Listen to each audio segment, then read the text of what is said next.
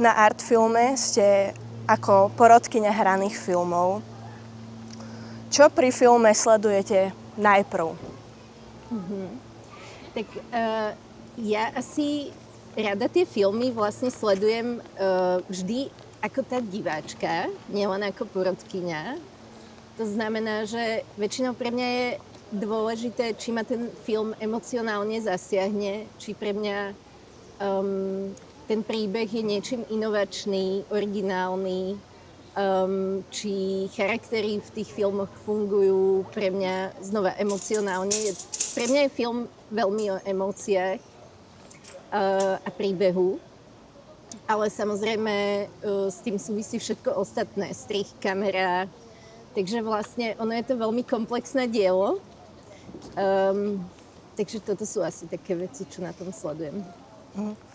Tým, že ste scenaristka a dramaturgička, tak čo podľa vás je ten element, ktorý drží scenár pokope?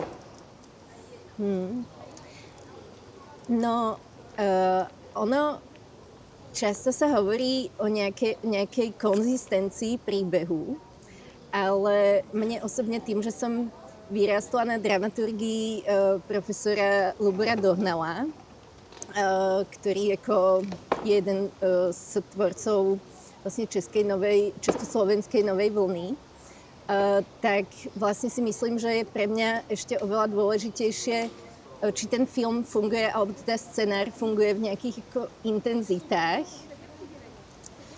čo vlastne sa niekedy trochu vylučuje s tým, čo sa bežne na scenaristike učíme, teda, že ako prvý, druhý, tretí akt. Takže ja sledujem skôr tie intenzity, či ten film ako ma niečím prekvapuje, či ma ako zasahuje. Je to veľmi fakt o tých emóciách pre mňa. Tým, že ste súčasťou poroty, tak samozrejme musí prebiehať nejaké dohadovanie sa o tom, že kto vlastne vyhrá takto. Je ťažké sa dohodnúť? V našej porote to nebolo veľmi ťažké, musím povedať. Myslím, že sme mali v nej výbornú dynamiku a navzájom sa tie názory doplňali. Takže mala som pocit, že to vlastne nebolo zložité sa dohodnúť. No. Podľa čoho vy konkrétne dokážete určiť, či je ten film len dobre spracovaný, ako dobre spracované dielo, alebo má naozaj čo povedať? No, ja myslím, že tým, že som videla za svoj život už celkom veľa filmov, tak ja naozaj hľadám v tých filmoch vlastne niečo, čo ma ešte dokáže prekvapiť a niečo ako, čo som, dajme tomu, ešte nevidela takýmto spôsobom spracované. Takže vlastne tá inovačnosť a originalita alebo aj nejaké ako celkové filmárske spracovanie, režijná vízia, keď je ako niečím špeciálna, tak to veľmi oceňujem na filmoch. Pretože tie témy vlastne sa veľmi opakujú, takže vlastne si myslím, že teraz je už ako ťažšie a ťažšie vlastne niečím ešte prekvapiť, ale deje sa to a to je skvelé. Čo si možno z tohto porodcovania odnášate do nejakej vašej osobnej kariéry?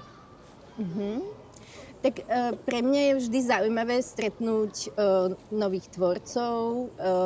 Vlastne v porote máme režiséra a kritika, takže to bolo určite pre mňa veľmi zaujímavé sa s nimi stretnúť a takisto celkovo na festivale je skvelé sa ako stretnúť s filmármi, ktorí sa tu ocitnú a vlastne povymieňať si nejaké ako názory na filmy.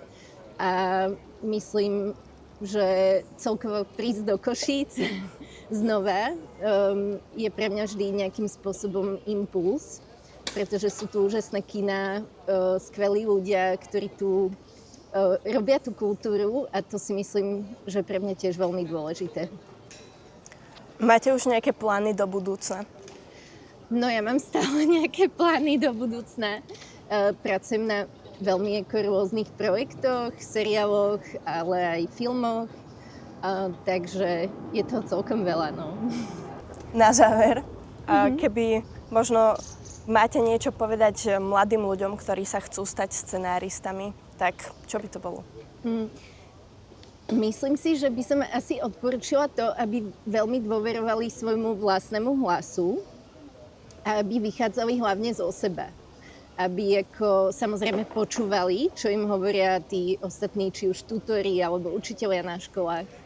Ale aby ako dôverovali samým sebe, pretože je to ich film, ich scenár v konečnom dôsledku, respektíve niekedy ešte v nejakej kolaborácii s režisérmi a tak, ale myslím si, že dôležité je dôverovať samým sebe v tvorbe.